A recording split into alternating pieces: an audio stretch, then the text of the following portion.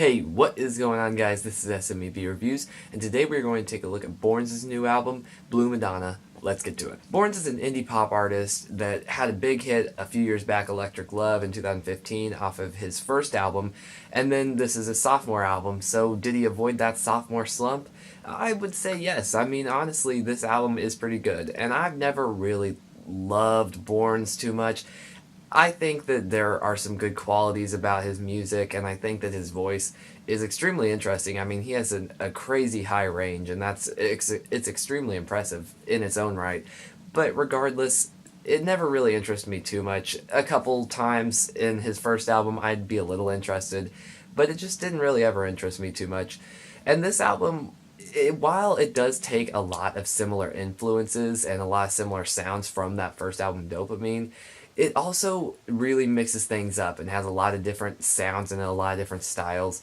It's definitely him trying to take what was good about Dopamine and add to it and make a different project that didn't just seem to follow the same trends that were in Dopamine and didn't just try to ride on that success. He tried to do something different and still tried to create a sound for himself instead of just recreating the same album. And that falsetto, man, I mean, it's not something that he dips out of too often ever in his music. Every now and then he does, but it's very rare. Mainly it is in that falsetto, but it is extremely impressive. And when listening to it, I thought it would be something that would bother me. In my notes, I wrote that it's one of the album's biggest strengths and its biggest hindrance. But then as I listened to it, I was like, does it really bother me? No, not at all. I thought it would. Just from listening to his old other stuff, it did kind of get a little grating on me. But in this album, no, it never really did. I feel like it was diverse enough, either his vocal style or the music, and it never really got old. I think that it sounded pretty good throughout the whole album.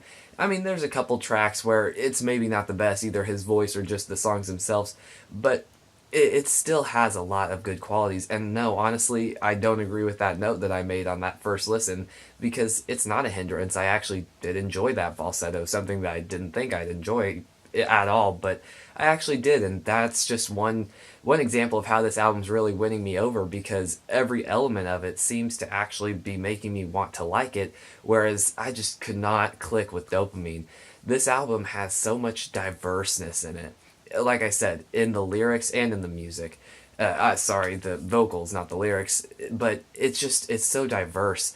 It has so many different styles in it. I hear ELO, those kind of influences in the music, and then I hear songs that are a little rougher, a little jagged, and those songs are just, it's all over the place. We get songs that are slower, like Bye Bye Darling, and it's just, there's a lot of good mix in here. There's a lot of different sounds. There's those mid-tempo sounds, there's really upbeat fun, a little punkier sounds, and then there are those like slower piano ballads, like Bye Bye Darling, probably one of the best tracks on the album, because it's absolutely touching. It really is probably one of the best tracks, because it's just so it just pulls at the heartstrings, and I do really enjoy that track. But yeah, we do have some of those rougher sounds on Faded Heart, a song that actually it's a really nice juxtaposition, because the song seems to be talking about being gentle with him because his heart's already been broken and he wants them to be gentle, but the song is probably one of the harder songs on the album. And that's not to say it's completely punk or anything, but it is a little harder. It's got a little of that pop punk edge to it, and it's a nice juxtaposition to hear, because it definitely, I feel like that's 100% on purpose. It's one of the harder tracks on the whole album, but yet it's the one where he's talking about to be gentle with him, and I really like that. I really like that juxtaposition there.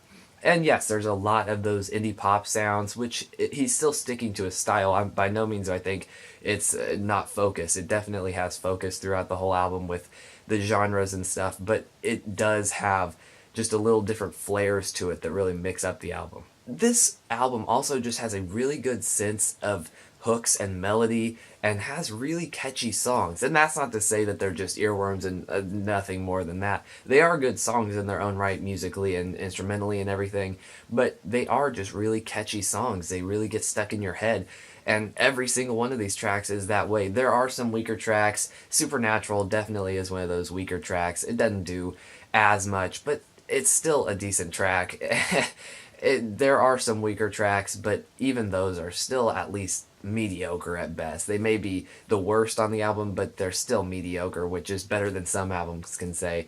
This album just has a lot of good in it. And like I said, I didn't expect to like this album, but I went into it with an open mind and I actually did enjoy it. And I don't feel like it was one of those like slow burners either. Honestly, with the first listen, I was like, wow, this is a lot better than I thought it would be. Now, with the lyrics are one thing that I want to touch on because the lyrics honestly are one of the weaker spots because it is just talking about love, breakups, that kind of thing. It's something that we've heard a million times, which, no, I don't dock music too much for that.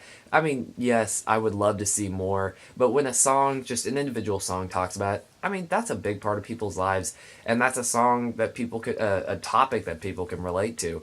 So I don't really care, but when it's the whole album, because honestly, that's what this album is. It is mainly about love or a breakup. I don't believe there are any tracks that aren't, that at least don't reference a girl in BØRNS' life that he's singing this to or singing about. And yeah, it does get a little tiring. It's not like it's a big drawback. It just, I would love to have seen more. That definitely would have given it a better rating if it had been a little bit better lyrics. And I feel like he definitely could have. Some of these songs seem like they could have been a little satirical and tried to make fun of stuff. And if he was intending for him to be, it was not picked up by me. And not just because I was being oblivious or anything. I listen to these songs a lot. There's just no, he gives no evidence that he's trying to be satirical. If there was any joke in here, it just isn't picked up by the listener because it wasn't obvious enough. It makes it seem like that's what he's singing about. And yes, I realize that is kind of what satire does. I mean, they want to try to mask it. But this absolutely, no matter what, there are no lyrics in here that seem to be making fun of these logics that he has. It's just what he's singing about, it seems. And so that does honestly hold this album back. God Save Our Young Blood with Lana Del Rey is probably my least favorite song. I don't like songs in that vein too much. Yes, I do actually like them. They can be handled very well, but I feel like the way that it was performed, it just doesn't convince me. I don't really like that youth angst when it's just talking about, it's angsty for being angsty. And not that this song is super angsty or anything, but it does have that we're just kids kind of vibe to it, and I'm not a huge fan of that song at all. I don't really like Lana Del Rey too much, and I think that their collaboration actually worked very well. I think both of their voices sound really well together. I just don't really like her, and I don't really like her contributions. Plus the track's production is all over the place. It seems very just thrown together. There's a lot of different elements to it that don't seem to really flow well at all. It seems to be kind of abrupt whenever they shift. And it really is probably one of the weaker tracks on the album. It doesn't talk about anything, it doesn't do anything, and it's just, it really is, it's the only track that I would say is bad. The rest of them, at least, if I don't like them, they're mediocre. That one is probably the only one I'd consider bad.